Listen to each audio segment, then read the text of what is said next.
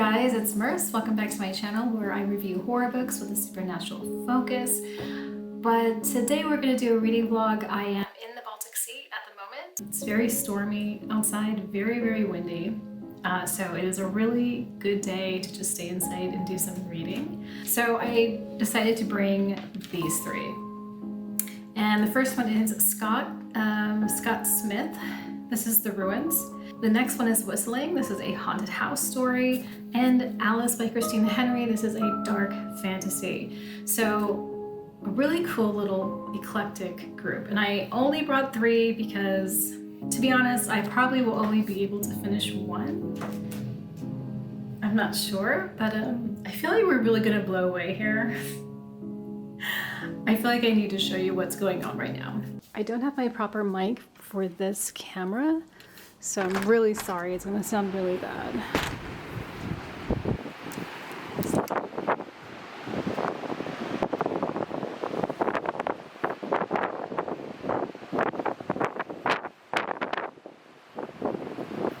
It doesn't look that bad, but it's really windy. Yeah, we gotta get out of here.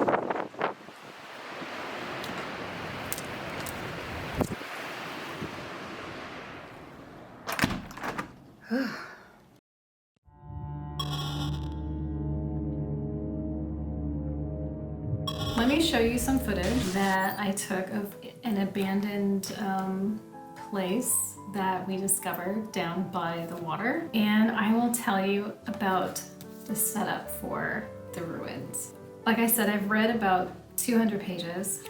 So this story starts with Amy and Jeff and Eric and Stacy. And this is like a group of friends. The two girls are best friends and they're bringing their boyfriends along to go on this vacation in Cancun, Mexico. So they go to Mexico and they're having a pretty good time so far. They're getting drunk. They've met these three Greek brothers who don't speak any English. They all hang out all the time. And they also have met this guy, a German guy, and his name is Matthias. And Matthias has a brother named Heinrich. And he tells them after a few days that he thinks that his brother is missing. He hasn't heard from his brother. The only thing he knows is that his brother was hanging out with this woman who was an archaeologist. He's like head over heels for her. She asked him to go with her to a dig in the jungle. Tells Matthias about it, and Matthias is just like, they get into a big fight. He doesn't want him to go. But of course this sort of pushes Heinrich to go anyway. So before he leaves, he draws out a little map. He leaves it for his brother and he takes off. And so a few days pass, he hasn't heard from him, he's really worried, and he says, I'm gonna go look for my brother. These four friends from America, Stacy, Amy, Eric, and Jeff, they decide to go with him because, they've kind of bonded, they became friends with him, and they want to help him find his brother. As they're heading out to catch a bus, they run into one of the Greek guys, Pablo. And his name is Pablo because the Greeks adopted Spanish names for themselves for some reason, and he wants to come along. He leaves a note for his brothers saying where he's going, and they get on this bus. A really actually nice cozy bus with like air conditioning and everything. And they travel towards their destination. So eventually they get to their stop and they get out of the bus and it's sweltering. It's that kind of heat that feels like you would rather just die. It's like that hot. But they find a taxi of some sort. It's a guy who has a truck. And they tell him where they want to go. And he's like, okay. And he takes them up through the jungle to a path.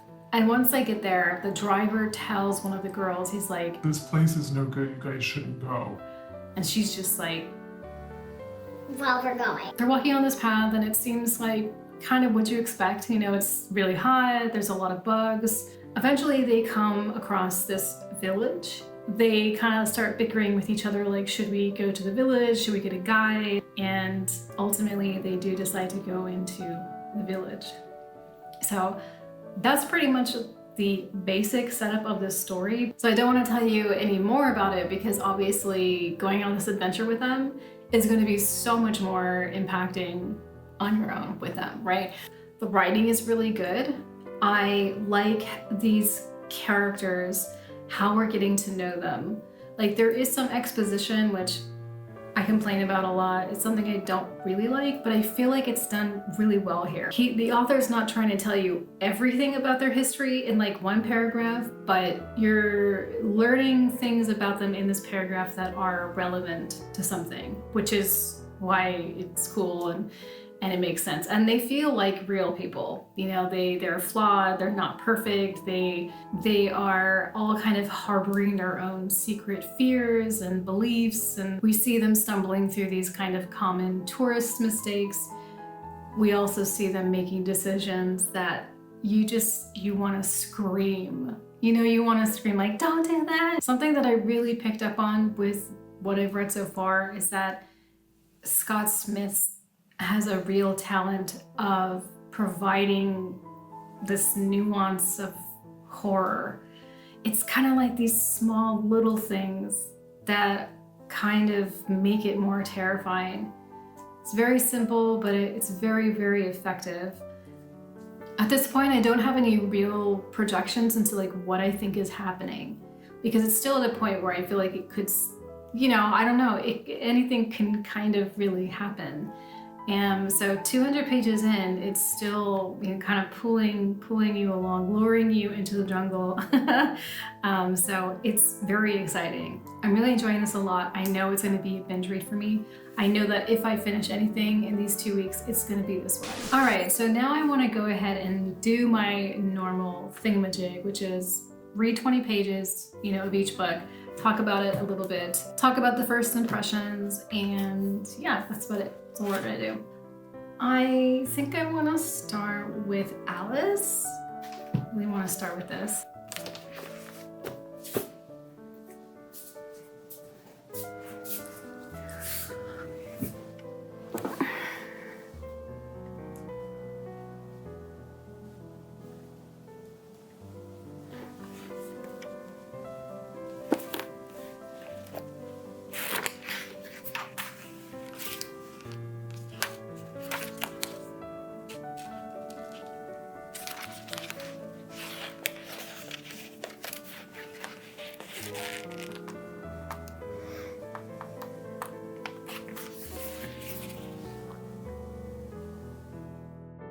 I read up to page 32. So good. So good. It starts off really dark, and it starts off with Alice in this mental institution, an asylum. And it doesn't exactly say what year it is. She's in this mental asylum, and the reason why she's there is because, well, we don't have all the details about it, but it sounds like she was sexually assaulted. So that's why she's there, and she has been there for 10 years. She has made one friend, and it happens to be this guy who's in the room next to her. And there's like a little mouse hole between the rooms, and this is where they talk. And his name is Hatchet. And Hatchet is in the institution because he killed a bunch of people with an axe.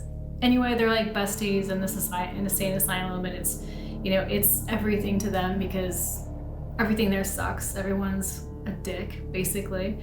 When her parents come to visit her, she's given a bath, but it's like freezing cold. They scrub her painfully, and if she reacts in a way that they find to be irritating or annoying, you know, they will do things like hit her with a hairbrush or pinch her in parts of her body that nobody would see.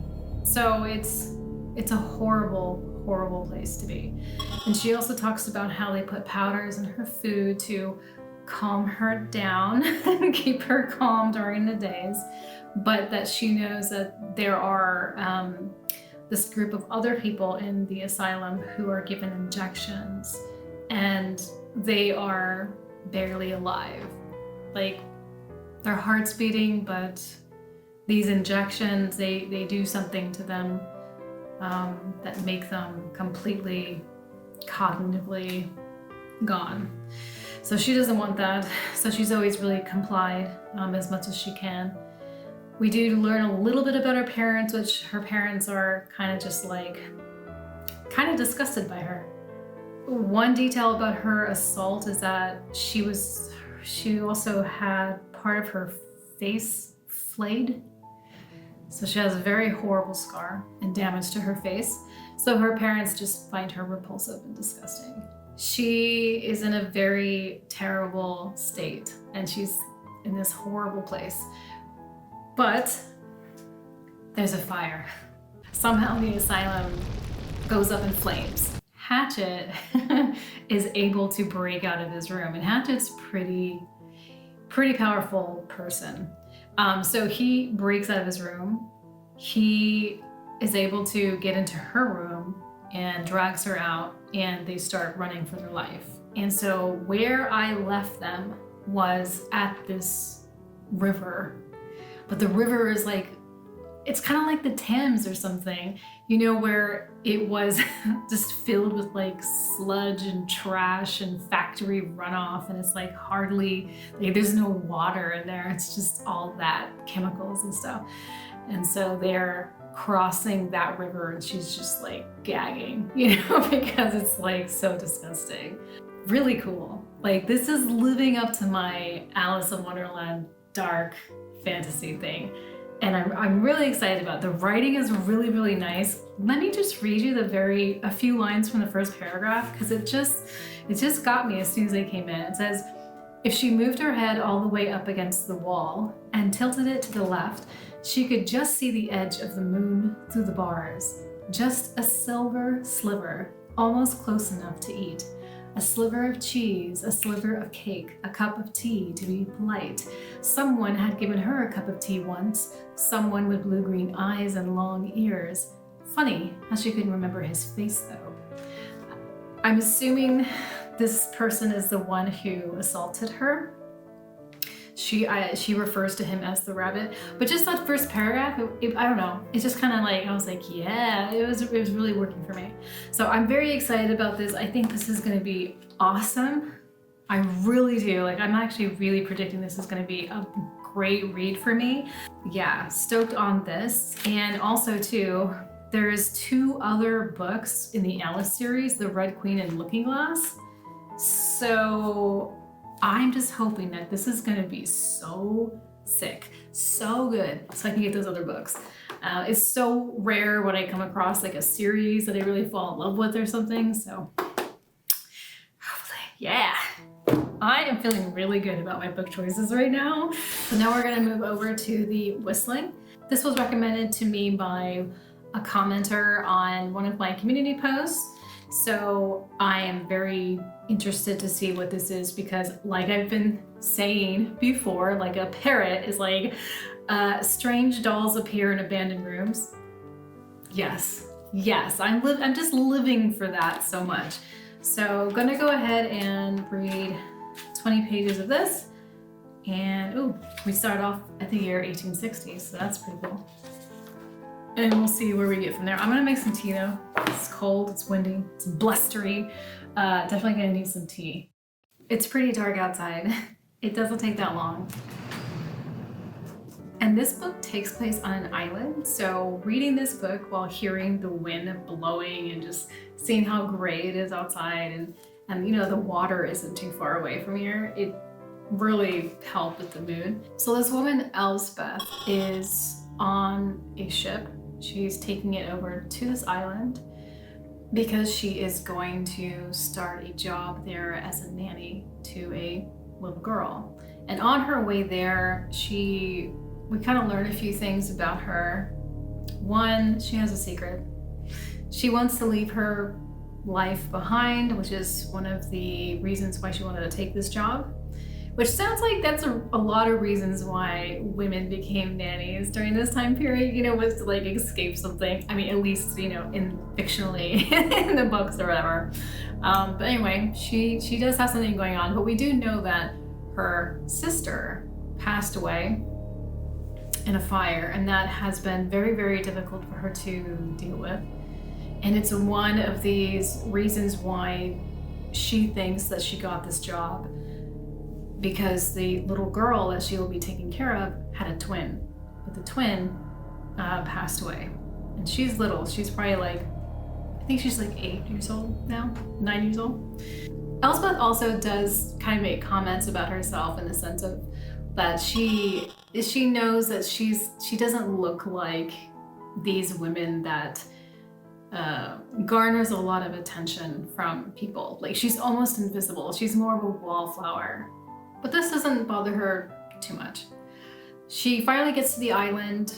You know, it's cold, it's windy, it smells like smoke and fish and peat and all that type of stuff. But she can already see the house that she will be working at. This guy comes down and he's like, "Are you Elspeth?" And she's like, "Yes." And then he's like some type of footman or something. He picks up her luggage and they walk together to this house. Once they get there, a maid shows her where her room is going to be. And she is a little disappointed because she thought she'd be able to meet with the mistress of the house and the little girl. So the cook ends up telling her a little bit about this household. So she shares with her that the mistress is the sister of the little girl's mother, who also died. So the little girl lost her mother and her twin. They had another nanny named Nettie who quit a month ago. And they don't really talk about Michael, you know, Michael, the twin. They don't really talk about him or what happened. It's just kind of like an unspoken rule, I guess, in the house. And when she's taken to her room, she's noticing that this house is a little more run down than she was expecting. She was expecting it to be like a mansion, you know, like really plush carpets and warm and bright, but it's dark in there. The carpets are threadbare. They have holes in them. It's cold. It's not very welcoming at all. At some point, she does get to meet with this mistress of the house. She meets her in her, I don't know if it's like a office or like a parlor or something, but she goes in there and she meets this woman, and the woman is very striking, very beautiful. Like, her hair is, you know, coiffed and it's really beautiful, and her clothing is very impeccable. She's wearing black mourning clothing. But when she turns to look at Elspeth, the side of her face is like completely burned. So it was very shocking for her to see. So those two sit down and they kind of talk about, you know, what the plans are, and a little bit about the daughter, why the aunt, you know, put out an ad. It's mainly because she's basically like, I don't know how to handle kids, so I need someone to do that shit for me. But she also tells Elspeth that this little girl is mute. And she became mute after her brother died. So these two sort of have their conversation. It feels pretty good. It feels like they're gonna get along. It seems like everything is pretty simpatico. But there are a few things going on, like the nursery where these kids used to hang out with the other nanny, Nettie, for some reason, they removed everything out of there. And the little boy's room is locked and no one's allowed to go in there. So you know the first place that Elspeth is gonna wanna go, right? So the writing for this is pretty good, it's decent. I don't think it pulled me in as like soon and as intensely as the other two books did, but this does have a slow build into the atmosphere and the moodiness and the mystery, you know, surrounding the house once we get there. There is a lot of kind of like common tropes that we've already come into play with this, but when I'm reading haunted house stuff, it's like I'm almost sort of relying on those tropes because I don't hate them. I just hope that the way they play out is not, you know, predictable. So, but so far it's good. It's moody, it's mysterious. I want to know what's going on. I'm really curious about that room. Perfect for a cold winter's night. Absolutely.